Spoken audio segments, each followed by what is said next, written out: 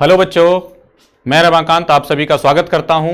सबसे पहले बताइए कि आपके जो चैप्टर हैं टोटल अभी तक 6 हो गए हैं ब्रह्मास्त्र बैच के अंदर, तो क्या आपको कॉन्फिडेंस आ गया है? बिल्कुल आ गया होगा, निश्चित रूप से आ गया होगा। आप कमेंट करके बताएं कि आपको इतना कॉन्फिडेंस आया कि नहीं कि उन 6 चैप्टर से हम कम से कम 20 से 25 नंबर के क्वेश्चन निश्चित रूप से करके आएंगे, यानी पास तो अब हम हो ही जाएंगे। पास होने की बात अब हमारे दिमाग से निकल चुकी है कि हम पास होंगे या नहीं।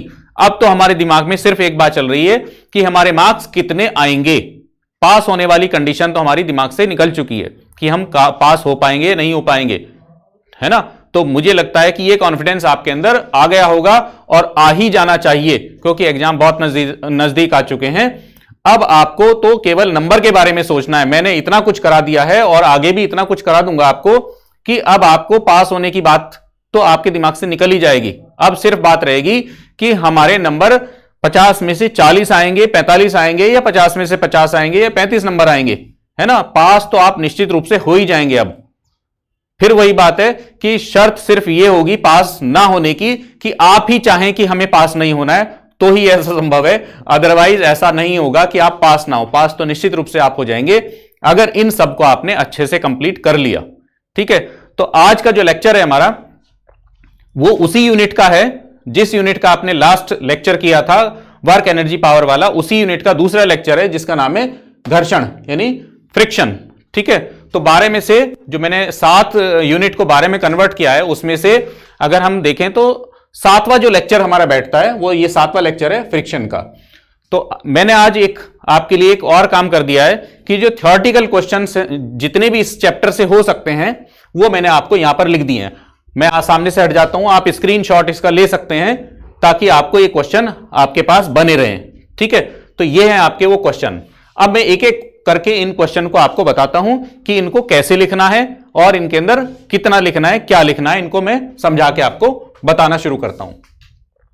सबसे पहला क्वेश्चन आपका आता है कि घर्षण बल क्या है, इसके नियम बताइए। यानी फ्रिक्शनल फोर्स को डिफाइन करना है, नंबर 1। ठीक है, फ्रिक्शनल फोर्स, इसको क्या कहते हैं हम? Frictional force. ठीक है, फ्रिक्शनल फोर्स को डिफाइन करना है और इसके लॉज बताने, क्या क्या नियम हैं इसके फ्रिक्शनल फोर्स के, फ्रिक्शन के नियम क्या क्या हैं। तो फ्रिक्शनल फोर्स क्या है? जब कोई बॉडी किसी सरफेस के ऊपर चलती है ना, 2 सरफेस मान लेते हैं, 2 सरफेस हैं, वो जब मोशन करती हैं, दोनों रिलेटिव मोशन करती हैं, तब क्या होता है, उनके बीच में एक फोर्स काम करता है जो उनके मोशन का अपोज करता है, यानी उनको रोकने की कोशिश करता है। उनका जो मोशन है उनको रोकने की कोशिश करता है। ये जो बल लगता है जिसके कारण एक रेजिस्टेंस डेवलप होता है, एक प्रकार का प्रतिरोध उत्पन्न होता है जिससे उनका मोशन कम होता है, यानी वो रुकने की कंडीशन में आ जाते हैं। उसी बल को या उसी फोर्स को हम कहते हैं घर्षण बल या फ्रिक्शनल फोर्स। ठीक है, ये होता है फ्रिक्शनल फोर्स। अब बात करते हैं इसके नियम की। तो इसके नियम क्या हैं? सबसे पहला कि ये जो सरफेस होती हैं, है ना, जो सरफेस है यानी जो तल हैं जिनके ऊपर उस बॉडी को चलना है, या 2 बॉडीज जो हैं उनके जो तल हैं उनकी प्रकृति पर निर्भर करता है। नंबर 1 बात कि उनकी प्रकृति कैसी है उस पर डिपेंड करता है। नंबर 1 उसकी प्रकृति पर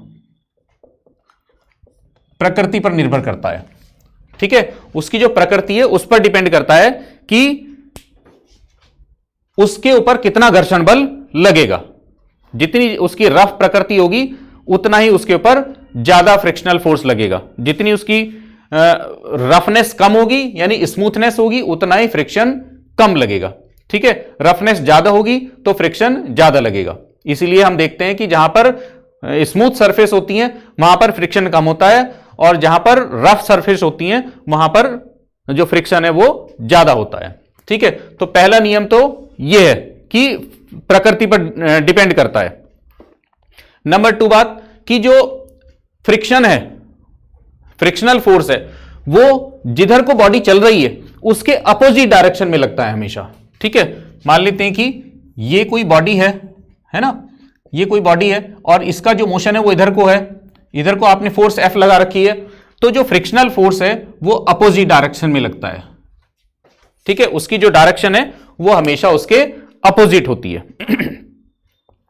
तीसरा होता है जो फ्रिक्शनल फोर्स है, फ्रिक्शनल फोर्स वो डायरेक्टली प्रोपोर्शनल होती है इसके रिएक्शन के। मान लेते हैं रिएक्शन कितनी है n, तो रिएक्शन के n के डायरेक्टली प्रोपोर्शनल होती है। ठीक है, यानी फ्रिक्शनल फोर्स उसके रिएक्शन के, जो रिएक्शन है उसके अनुक्रमानुपाती होती है। ठीक है, तो इस तरह से ये आपके कुछ इसके नियम हैं घर्षण बल के। तो पहला क्वेश्चन आपका ये क्लियर होता है। दूसरा क्वेश्चन है सीमांत घर्षण। सीमांत घर्षण, ठीक है, यानी लिमिटिंग फ्रिक्शन कहते हैं इसको हम, लिमिटिंग फ्रिक्शन। लिमिटिंग फ्रिक्शन से आप क्या समझते हैं, है ना, और इसके नियम तो इसके भी वही हैं लगभग। सीमांत घर्षण को समझते हैं, लिमिटिंग फ्रिक्शन है क्या चीज ये। तो लिमिटिंग फ्रिक्शन क्या है? लिमिटिंग फ्रिक्शन है, मान लेते हैं कि एक बॉडी है, कोई सरफेस ले लेते हैं, उसके ऊपर कोई बॉडी रखी है, मान लेते हैं कि ये कोई सरफेस है ना, इसके ऊपर ये कोई बॉडी रखी है। थोड़ा सा चेंज कर लेते हैं इसको, ये कोई बॉडी रखी है इस सरफेस के ऊपर, ठीक है। अब ये क्या है, ये इसकी चलने की टेंडेंसी है, ठीक है। अभी इसको ऐसा ना लेकर के चलिए एक काम करें, इसको दूसरा बनाते हैं, दूसरे तरीके से समझाते हैं, उसमें जल्दी समझ में आ जाएगा आपको।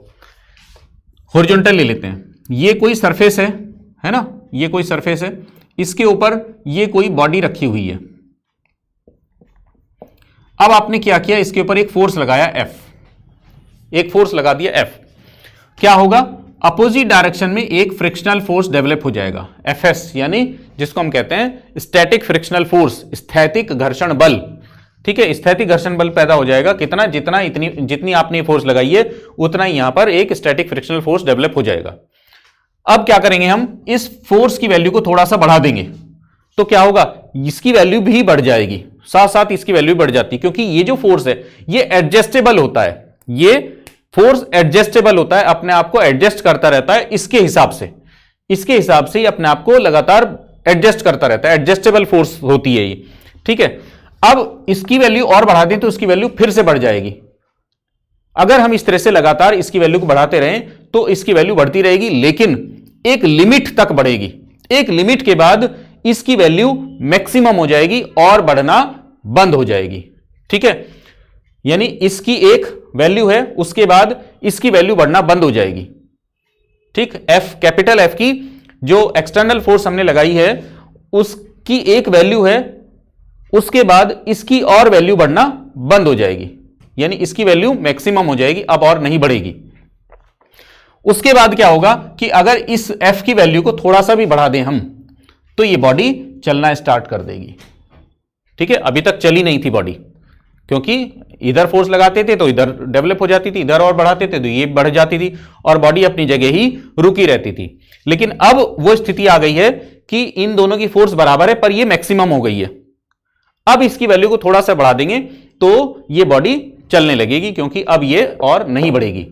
ठीक है, तो इस FSK का जो मैक्सिमम वैल्यू होती है, जिसके बाद बॉडी चलना प्रारंभ कर देगी, उसको हम कहते हैं लिमिटिंग फ्रिक्शन। ठीक है, ये होता है लिमिटिंग फ्रिक्शन, जिस फोर्स के बाद बॉडी चलना स्टार्ट कर दे। तो आई थिंक ये बिल्कुल अच्छे से क्लियर हो गया होगा कि लिमिटिंग फ्रिक्शन यानी सीमांत घर्षण क्या है। ठीक है, नियम इसके वही हैं जो आपने पढ़ लिए हैं। तो ये रहा आपका दूसरा क्वेश्चन। तीसरा जो क्वेश्चन है आपका वो है घर्षण के लाभ तथा हानियां। ये बहुत आसान सा क्वेश्चन है, ये तो आप सब जानते हैं, लाभ क्या है और हानि क्या है। एक दो के बारे में बात कर लेते हैं। लाभ क्या क्या लाभ है इसके, कि अगर फ्रिक्शन ना होता तो हम पैदल नहीं चल सकते थे, है ना, हम बैठ नहीं सकते थे, हम पेन से लिख नहीं सकते थे, जो हम पेन से लिख पा रहे हैं वो हम नहीं लिख सकते थे। ठीक है, गाड़ियां नहीं चल सकती थी। ये सारी लाभ हैं फ्रिक्शन के। हानियां क्या है इसकी, हानि बहुत सारी हानियां हैं, जैसे इससे एनर्जी का बहुत लॉस होता है, फ्रिक्शन की वजह से ही एनर्जी का लॉस होता है। जो हमारी मशीनरी है ना, उसमें जो एनर्जी खर्च होती है हमारी, इस फ्रिक्शन की वजह से ही होती है। हालांकि फ्रिक्शन की वजह से ही वो चलती भी है, है ना। लेकिन फ्रिक्शन की वजह से ही उसके अंदर एनर्जी का लॉस भी होता है। जो उसके पुर्जे हैं, है ना, मशीनरी जो घिसती है, वो भी किसके कारण घिसती है? फ्रिक्शन के कारण ही घिसती है। तो इस तरह से ये कुछ इसके लाभ और हानि है। तो इसमें ऐसा ना करें आप, इसका भी मैं आपको बता देता हूं कि इसमें अगर ये क्वेश्चन आता है तो इसमें कितना लिखना चाहिए आपको। कम से कम आपको 4-5 लाभ और 4-5 हानियां लिख देनी चाहिए। ऐसा ना करें एक लाभ लिखा और एक हानि लिखे और बस दैट्स ऑल, नहीं, इतना कम ना लिखें, क्योंकि आपको नंबर पूरे लेने हैं। तो आप 4-5 हानियां और 4-5 लाभ इसके अंदर जरूर लिख दें, है ना, इतना जरूर लिख दें इसके अंदर, तब ये आपका क्वेश्चन कंप्लीट हो जाएगा। क्वेश्चन बहुत आसान है लेकिन पूछ लिया जाता है। तो ये एक तरह से फ्री के नंबर है, पर यहां पर फ्री के नंबर में भी गड़बड़ यही हो जाएगी कि आप एक लाभ एक हानि लिख करके और चले आएंगे। तो इतना ना करें। अब आपको मैंने बता दिया है, तो निश्चित रूप से अब आप ऐसा नहीं करने वाले, और आपको इस क्वेश्चन पे भी, अगर ये क्वेश्चन आता है इस तरह का, तो इस पे भी अब आप पूरे नंबर लेकर के आएंगे। ठीक है, तो ये छोटी छोटी सी टिप्स हैं जो मैं लगातार आपको दे रहा हूं और लगातार देता रहूंगा, और मैं निश्चित रूप से मान सकता हूं इस बात को, और आप भी मानेंगे इस बात को, कि जब हम ये कंप्लीट कर लेंगे अपना ये 12 चैप्टर इस ब्रह्मास्त्र बैच के अंदर, तो आपके पास इतनी टिप्स हो जाएंगी कि मात्र उन टिप्स की वजह से ही आपके कम से कम, बहुत कम करके बता रहा हूं मैं, कम से कम जितने आपके नंबर इस बैच को करने से पहले आते हैं, मैं कहता हूं कि अगर आप सारे क्वेश्चन आपको आते थे यहां से मैंने जो क्वेश्चन बताए हैं उसके ये करने के, ये ना करके भी आपसे मैं कहता हूं वो सारे क्वेश्चन आपको आते थे, है ना। सिर्फ टिप्स की बात कर रहा हूं मैं, कि जो टिप्स मैं दे रहा हूं सिर्फ उस टिप्स की वजह से आपके 8 से 10 नंबर निश्चित रूप से बढ़ जाएंगे। तो 8 से 10 नंबर बढ़ना टिप्स के कारण काफी होता है, बहुत कुछ होता है वो। ठीक है, 10 नंबर का मतलब हो गया 50 में से 10 नंबर, 20% नंबर आपके टिप्स की वजह से आ गए, और बाकी जो आएंगे वो तो आपके आएंगी। तो आप निश्चिंत हो गए होंगे, और मैं भी निश्चिंत हूं कि आपके अच्छे नंबर आने से अब कोई नहीं रोक पाएगा। अगला क्वेश्चन है स्थैतिक घर्षण एवं गतिज घर्षण में अंतर। फोर्थ क्वेश्चन है स्थैतिक घर्षण एवं गतिज घर्षण में अंतर, इनमें क्या क्या डिफरेंस है। स्थैतिक का मतलब होता है स्टैटिक फ्रिक्शन, है ना, स्टैटिक फ्रिक्शन, और गतिज का मतलब है काइनेटिक फ्रिक्शन। काइनेटिक फ्रिक्शन में डिफरेंस बताना है। ठीक है, static friction and kinetic friction में डिफरेंस बताना है। बहुत आसान सा डिफरेंस है। जब कोई बॉडी मोशन में ना हो, है ना, उसके ऊपर कोई फोर्स लग रही है, जैसे ही हमने फोर्स लगाई थी अभी, और उसके बाद इसमें एक फ्रिक्शनल फोर्स डेवलप हुई थी और बॉडी अभी मोशन में नहीं आई है। ठीक है, तो इसके कारण एक फोर्स डेवलप हुआ है, जो एफ लगाई, इसके कारण एक फोर्स डेवलप हुआ है जिसने इसको बॉडी को चलने नहीं दिया है। ठीक है, तो ये जो फोर्स डेवलप हुआ है ये होता है स्टैटिक फ्रिक्शन यानी स्थैतिक घर्षण। ठीक है, और सीमांत घर्षण यानी लिमिटिंग फ्रिक्शन के बाद इसको अगर इसको हम बढ़ाते रहें तो इसकी वैल्यू बढ़ती रहेगी, और एक टाइम के बाद ये बढ़नी बंद हो जाएगी, और उसको हमने क्या नाम दिया था, सीमांत घर्षण यानी लिमिटिंग फ्रिक्शन। उसके बाद क्या होगा, अगर इसको बढ़ाएंगे तो बॉडी चलने लगेगी। ठीक है, तो चलने लगेगी बॉडी, तो क्या ये खत्म हो जाएगा, फ्रिक्शनल फोर्स खत्म हो जाएगी? नहीं, खत्म नहीं होगी। अब ये फ्रिक्शनल फोर्स एफएस ना होकर के ये हो जाएगी एफ के। एफ के मीन्स काइनेटिक फ्रिक्शन यानी गतिज घर्षण। तो जब बॉडी गति में आ जाती है, गति करने लगती है बॉडी यानी मोशन में आ जाती है, तब उसमें जो फ्रिक्शन डेवलप होता है उसको हम कहते हैं काइनेटिक फ्रिक्शन। ठीक है, तो डिफरेंस क्लियर हो गया होगा आपको कि जब रुकी हुई है बॉडी तब जो फ्रिक्शन है वो स्टैटिक फ्रिक्शन है, और जब मोशन में आ जाती है तब काइनेटिक फ्रिक्शन है। ठीक है, यहीं पर मैं एक चीज और बता देता हूं आपको कि जो स्टैटिक फ्रिक्शन है ना, वो काइनेटिक फ्रिक्शन से हमेशा बड़ा होता है। Fs always greater than Fk। ये आपने फील भी किया होगा कि जब मान लेते हैं कि आपके पास कोई बाइसिकल है, जब आप उसको चलाना शुरू करते हैं, चलाना शुरू मीन्स उसको स्टार्ट एक तरह से करते हैं, पैर मार करके चलाना शुरू करते हैं, तो आपको ज्यादा पावर लगानी पड़ती है ना, और जब वो चल जाती है उसके बाद उसको उसी स्पीड से चलाए रखने के लिए उतनी पावर की जरूरत नहीं पड़ती है। इट मींस कि जब स्टार्ट किया आपने तब फ्रिक्शन ज्यादा लग रहा था, और जब वो चल गई उसके बाद उसको उसी मोशन में बनाए रखने के लिए, उसका मोशन बनाए रखने के लिए जो फ्रिक्शन लग रहा है वो कम है, क्योंकि पावर कम लगानी पड़ रही है। तो वहां से भी आपको क्लियर हो रहा होगा कि Fs always greater than Fk।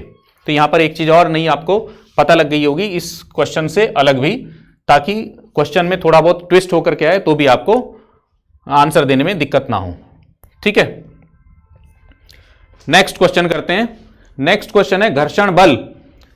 घर्षण बल संरक्षी या असंरक्षी बलों में से कौन सा होता है?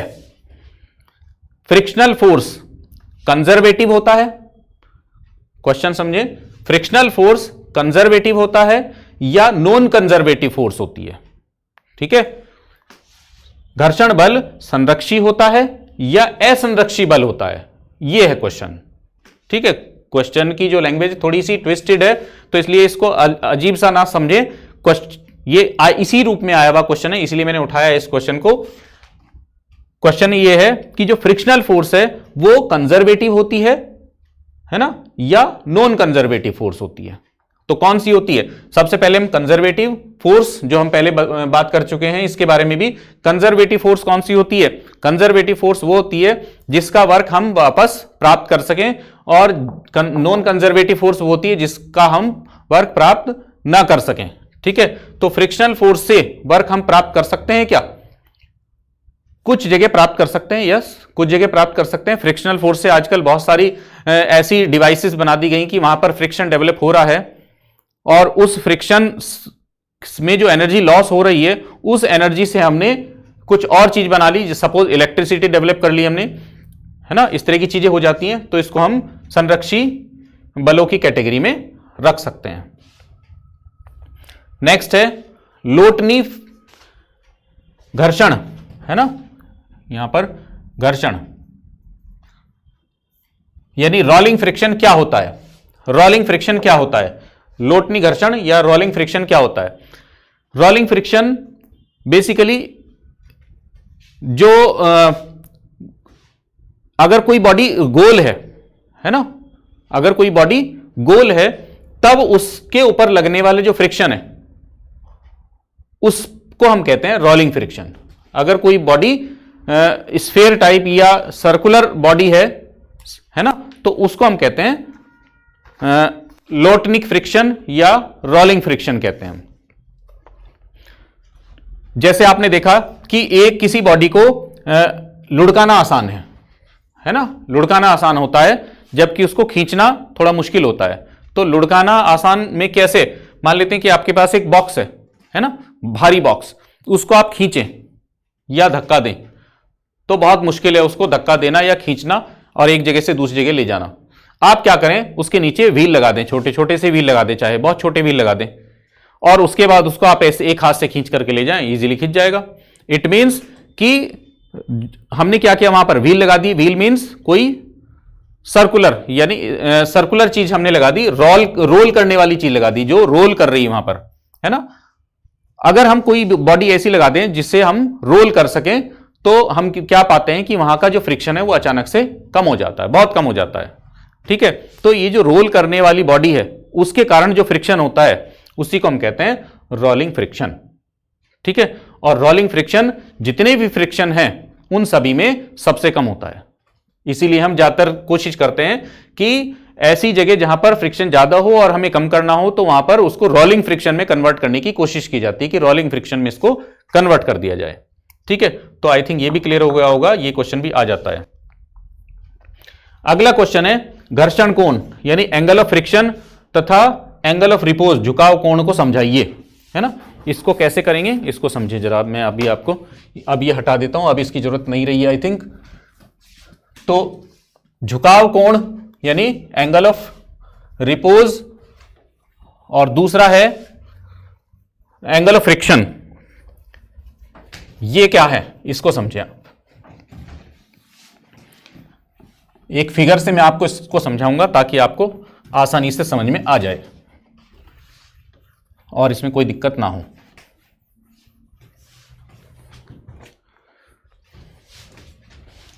Angle of friction angle of friction को समझे आप। एंगल ऑफ फ्रिक्शन क्या है? मान लेते हैं कि ये कोई इंक्लाइंड प्लेन है, इसके ऊपर ये कोई बॉडी रखी हुई है, ठीक है, mg वर्टिकली डाउनवर्ड, तो ये mg cos थीटा होगा,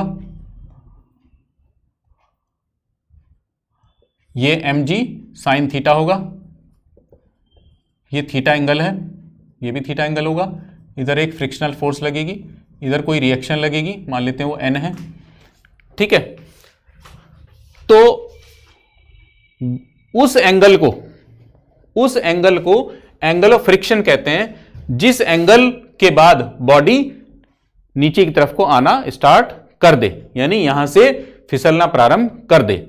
क्योंकि हम क्या देखते हैं कि मान लेते हैं कि ये कोई इंक्लाइन प्लेन है, यहां पर कोई बॉडी रखी हुई है, ठीक है, तो एक एंगल हमने दिया हुआ है, ये बॉडी अभी नहीं चली है, हमने थोड़ा सा एंगल बढ़ाया, ये बॉडी अभी भी नहीं चली, हमने थोड़ा और एंगल बढ़ाया, अब ये बॉडी चलने लगी, ठीक है। तो वो मिनिमम एंगल, ये कौन सा? वो मिनिमम एंगल जिस पर बॉडी चलना स्टार्ट कर दे, वो मिनिमम एंगल जिस पर बॉडी चलना स्टार्ट कर दे, उसको हम कहते हैं angle of friction. Angle of friction. तो एंगल ऑफ फ्रिक्शन हम यहां से बड़ी आसानी से निकाल भी सकते हैं। इस एंगल ऑफ फ्रिक्शन को कितना होता है? एंगल ऑफ फ्रिक्शन का formula tan theta is equal to mu, ठीक है। एंगल ऑफ रिपोज की फॉर्मूला भी यही आएगा, यही फॉर्मूला आएगा। हम कैसे निकाल सकते हैं इसको? अगर आप निकाल के देखना चाहें तो निकाल भी सकते हैं आप, क्योंकि Fs और ये दोनों क्या है, इसको ऐसे निकाल सकते हैं आप कि mg sin theta minus Fs is equal to 0, है ना। m इंटू ए होगा, लेकिन चूंकि बॉडी में अभी एक्सेलरेशन नहीं है, इसलिए हमने m इंटू ए को 0 कर दिया, तो ये 0 हो गया। दूसरा mg cos theta n minus mg cos theta is equal to 0, ठीक है। और Fs इज इक्वल टू होता है mu S into N, mu N, या इसको क्या लिख सकते हैं? म्यू एस इंटू एन, और एन की वैल्यू क्या है यहां से? mg cos थीटा, ठीक है। Fs की वैल्यू यहां पे सब्स्टिट्यूट कर दें और आपका आंसर निकल के आ जाएगा, ठीक है। इस तरह से ये क्वेश्चन निकल के आया। ये बेसिक इक्वेशन है जिनसे आप किसी भी क्वेश्चन को सॉल्व कर सकते हैं। यहां से करना चाहें आप, देखो कितना हो जाएगा, mg sin theta minus mu S mg cos theta is equal to 0, है ना। और दोनों को डिवाइड कर दें, ये इधर ले जाएंगे तो क्या होगा? ये होगा आपका mg sin theta upon mg cos theta is equal to mu, mg से mg, तो ये क्या बचा? tan theta is equal to mu. तो इस तरह से ये निकल के आया था, जो मैंने यहां पे डायरेक्ट लिखा था। क्लियर? अगला है झुकाव कोण, यानी angle of repose. Angle of repose क्या चीज है? एंगल ऑफ रिपोज है कि हमने क्या किया कि ये बॉडी यहां से, अगर इस एंगल को हमने बढ़ाना स्टार्ट किया तो एक पॉइंट ऐसा आएगा कि ये बॉडी चलने वाली होगी, अभी चली नहीं है ना, चलने वाली होगी। वो एंगल जिस पर बॉडी चलने वाली है लेकिन अभी चली नहीं है, उसके बाद अगर और एंगल बढ़ा देंगे तो चल जाएगी। जिस पर फिसलना स्टार्ट कर दी वो तो हमारा हो गया था एंगल ऑफ फ्रिक्शन, और जिस पर बॉडी अभी चली नहीं है, चलने वाली है ना, उसके बाद चल जाएगी, वो होगा एंगल ऑफ रिपोज, ठीक, वो होगा एंगल ऑफ रिपोज। और एंगल ऑफ रिपोज का फॉर्मूला भी यही आएगा, क्योंकि practically angle of friction angle of repose से थोड़ा सा ज्यादा होता है, लेकिन कितना ज्यादा होता है उसको हम आसानी से कंसिडर नहीं कर सकते, इसलिए हम यही मान लेते हैं मैथमेटिकली या थ्योरेटिकली, यही मान लेते हैं कि tan theta is equal to mu इसकी वैल्यू है, और tan theta is equal to mu ही एंगल ऑफ फ्रिक्शन की वैल्यू। दोनों वैल्यू हम इसको इसके लिए यूज कर सकते हैं और इसके लिए इसको यूज कर सकते हैं, यानी दोनों के लिए सेम यूज कर सकते हैं। प्रैक्टिकली ये थोड़ा सा बड़ा होता है इसके मुकाबले, ठीक है। तो ये क्वेश्चन था आपका एंगल ऑफ रिपोज का और एंगल ऑफ फ्रिक्शन का। ये क्वेश्चन भी बहुत बार पूछ लिया जाता है। तो ये आपके ऐसे क्वेश्चन कंप्लीट हो गए जिनमें आपको कुछ लिखना था, है ना। नेक्स्ट टाइप के जो क्वेश्चन हम लेते हैं वो है हमारे न्यूमेरिकल टाइप के क्वेश्चन। इस चैप्टर से जो न्यूमेरिकल टाइप के क्वेश्चन बन सकते हैं वो क्या है, उनको लेते हैं, क्योंकि न्यूमेरिकल टाइप के क्वेश्चन भी इसमें से अक्सर पूछ लिए जाते हैं, तो उनको भी आप अच्छे से तैयार कर लें, उनको भी बिल्कुल ना छोड़ें। और मैं आपको अभी उस टाइप के सभी क्वेश्चन कराने वाला हूं जिस टाइप के क्वेश्चन इस चैप्टर से आते हैं। ठीक है, तो हमारे जो क्वेश्चन हो गए थे टोटल 7 क्वेश्चन हो गए हैं। तो 8वां क्वेश्चन देखिए क्या है, मैं पढ़े देता हूं। बहुत सिंपल सा क्वेश्चन है, ये पूर्व वर्षों में आया हुआ है। क्षैतिज से 30 डिग्री ढलान वाले नत तल पर एक गुटका ठीक स्थिर अवस्था में है। गुटके और तल के मध्य घर्षण गुणांक ज्ञात कीजिए। जी की वैल्यू दी है 10 मीटर पर सेकेंड स्क्वायर।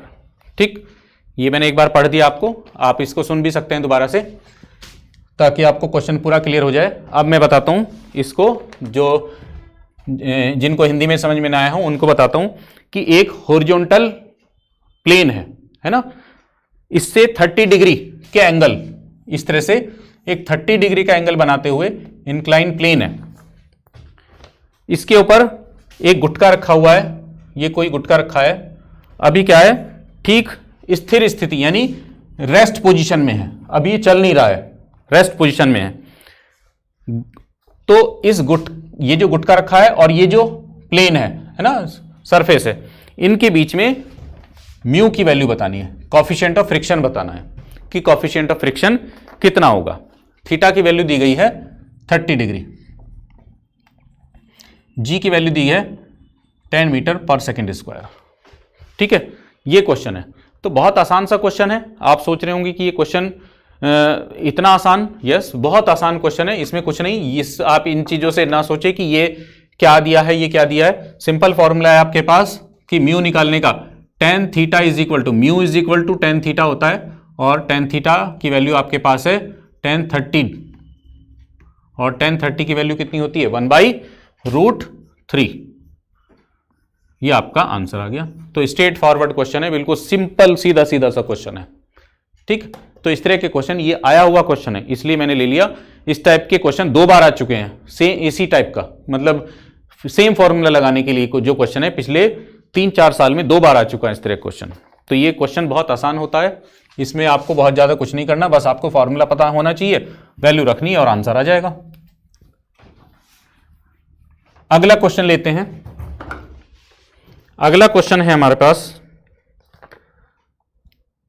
नंबर 9। 80 किलोग्राम द्रव्यमान का, चलो मैं इसको लिखे देता हूं, 80 किलोग्राम द्रव्यमान का फायरमैन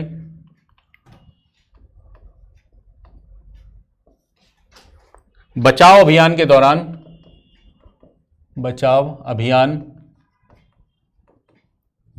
दौरान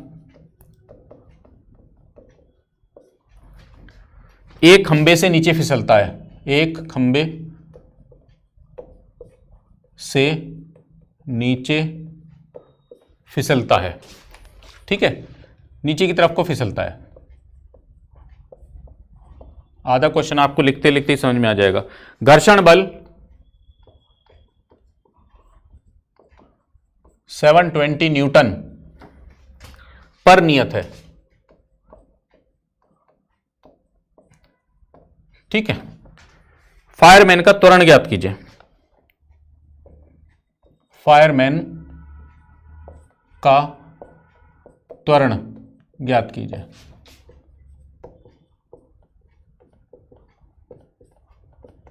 जी इज इक्वल टू दिया है 10 मीटर पर सेकेंड स्क्वायर। यह है क्वेश्चन आपका।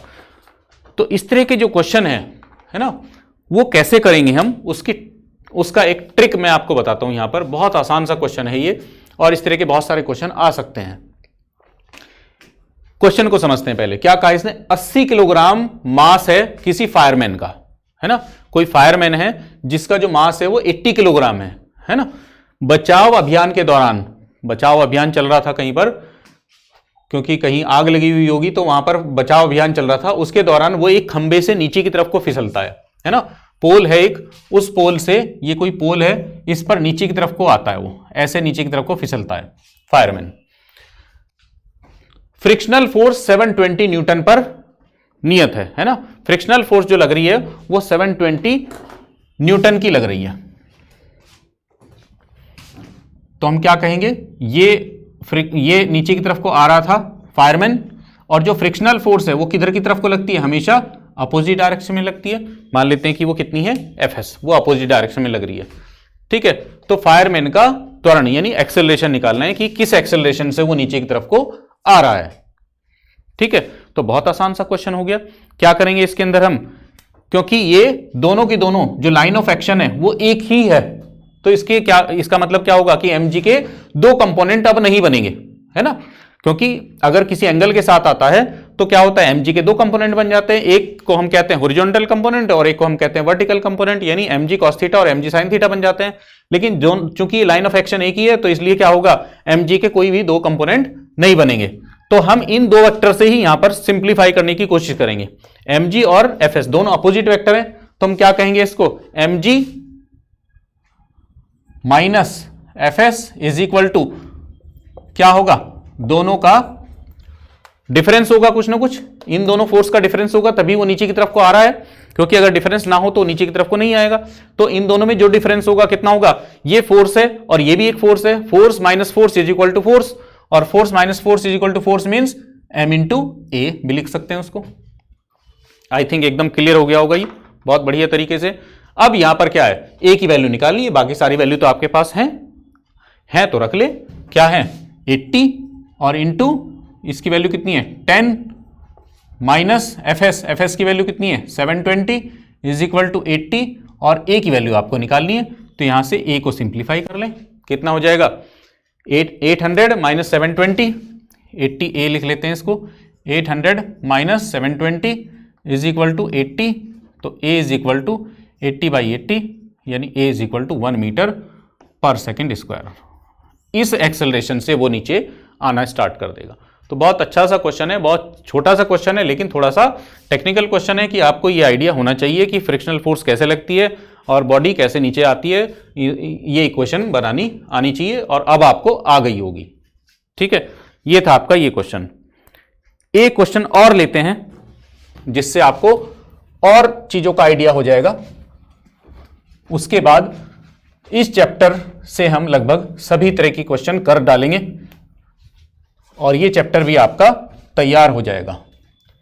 तो आपके तैयारी में एक चैप्टर और ऐड हो जाएगा, आपकी तैयारी में एक चैप्टर और कंप्लीट हो गया तो आप और अच्छे से कॉन्फिडेंट हो जाएंगे। तो आप देख रहे हैं कि जैसे जैसे एग्जाम नज़दीक आ रहे हैं ऐसे ऐसे आपके सभी चैप्टर हम लगातार तैयार करवाते जा रहे हैं। आपको बहुत ज़्यादा एफर्ट करने की जरूरत नहीं पड़ रही होगी, आपके चैप्टर लगातार इनको देखने से ही तैयार होते जा रहे होंगे।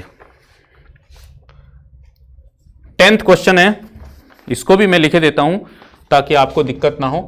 10 किलोग्राम का एक गुटका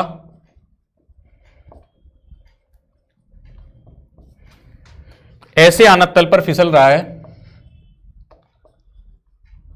आनत तल पर फिसल रहा है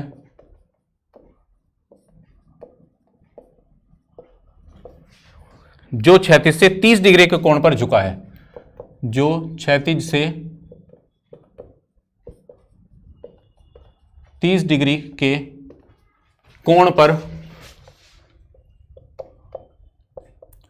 झुका है। ठीक है, गुटके का त्वरण ज्ञात कीजिए। त्वरण ज्ञात कीजिए। इस तरह के क्वेश्चन में आपको बिल्कुल परफेक्शन आ जाएगी इस तरह के क्वेश्चन करने के बाद, और फिर आपके एग्जाम में बिल्कुल नहीं छूटने वाले। जबकि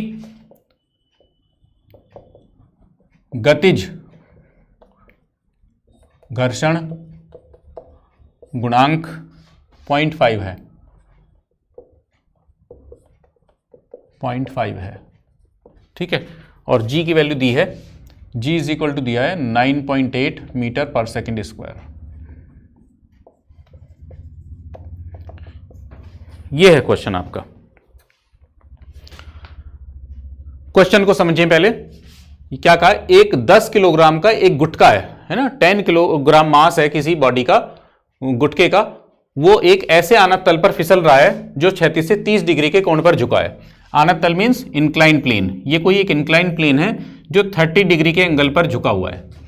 ठीक है, हॉरिजॉन्टल से 30 डिग्री, क्षैतिज से यानी हॉरिजॉन्टल से 30 डिग्री के एंगल पर झुका है ये।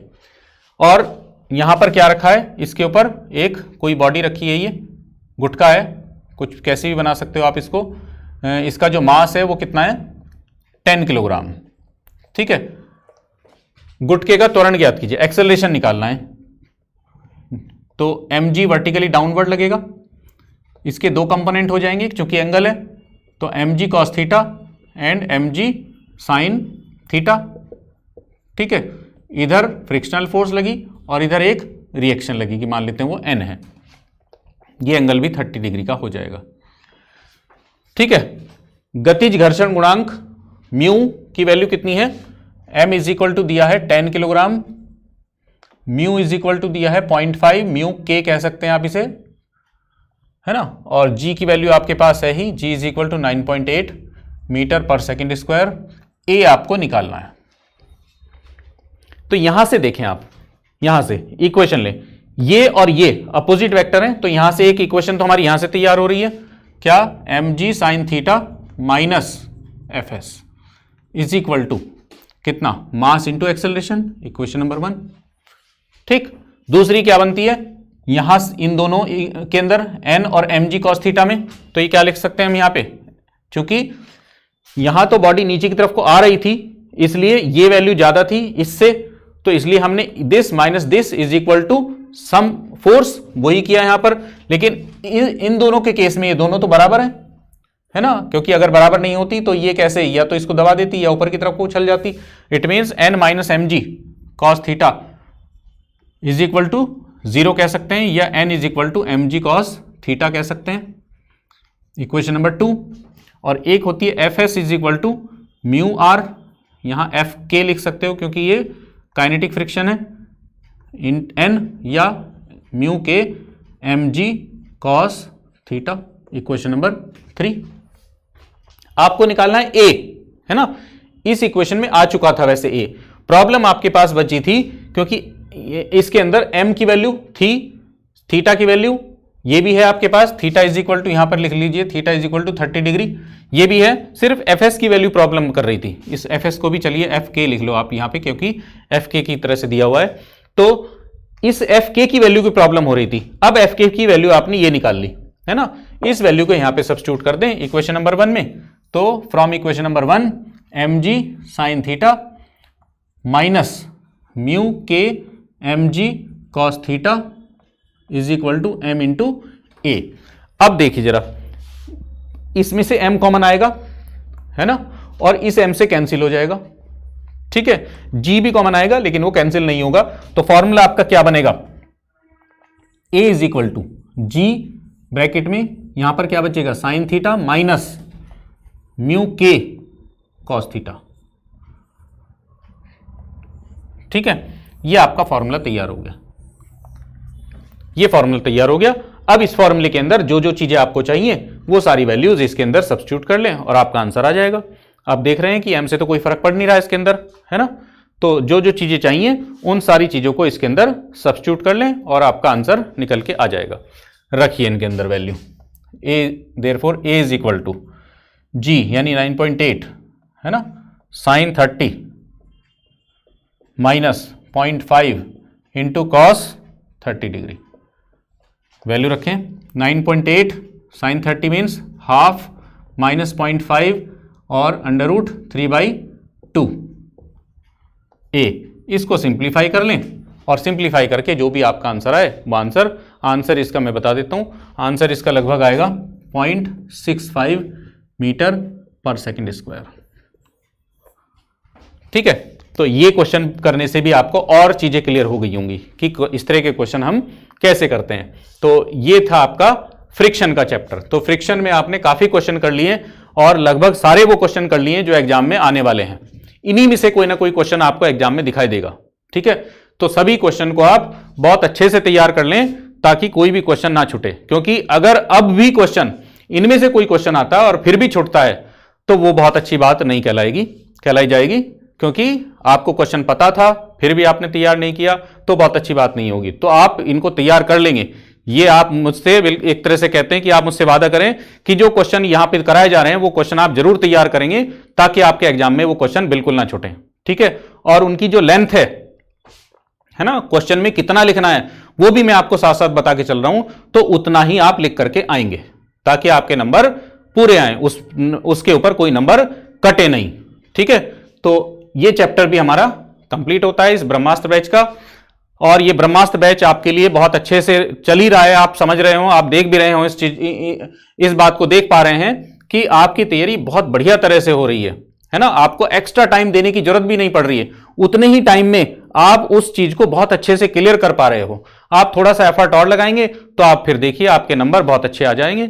ठीक है, तो मेरी तरफ से आप सभी को शुभकामनाएं हैं आपके एग्जाम के लिए। और नेक्स्ट लेक्चर में हम नेक्स्ट चैप्टर लेकर के आएंगे और उसको भी आपको इसी तरह से क्लियर करेंगे ताकि वहां पर भी आपके किसी तरह का कोई क्वेश्चन बकाया न रहे। ठीक है, तो तब तक के लिए आप तैयारी करते रहें अपनी, और अपने स्वास्थ्य का भी ध्यान रखें। तब तक के लिए थैंक यू वेरी मच।